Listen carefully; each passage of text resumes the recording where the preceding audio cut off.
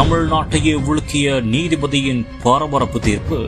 சாத்தான்குளம் காவல் நிலையத்தில் அடித்து கொலை செய்யப்பட்ட ஜெயராஜ் பென்னிக்ஸ் வழக்கில் இன்று தீர்ப்பு வந்திருக்கிறது. இரக்கமே பாராட்டாமல் அப்பாவிகளான தந்தையும் மகனையும் அடித்தே கொலை செய்த கொலை பாதக காவலர்கள் 9 பேருக்கு மரண தண்டனை விதித்து மதுரை மாவட்ட அமர்வு நீதிமன்றம் உத்தரவு பிறப்பிக்கப்பட்டதை பார்த்தவுடன் எனக்கு ஒரு வசனம் ஞாபகத்தில் வந்தது. இரக்கம் செய்யாதவனுக்கு இரக்கம் இல்லாத நியாய தீர்ப்பு கிடைக்கும், நியாய தீர்ப்புக்கு முன்பாக இரக்கம் மேன்மை பாராட்டும்.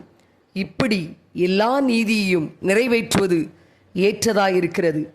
தாங்கள் செய்வது இன்னது என்று தெரிந்தே செய்த இந்த காட்டு மிராண்டிகள் மன்னிப்பு பெற தகுதியற்றவர்கள். இந்த தண்டனையை பார்த்து சில மிருகங்கள் திருந்தக்கூடும். மதுரை நீதிமன்றத்திற்கும் நீதியரசருக்கும் வாழ்த்துக்கள்.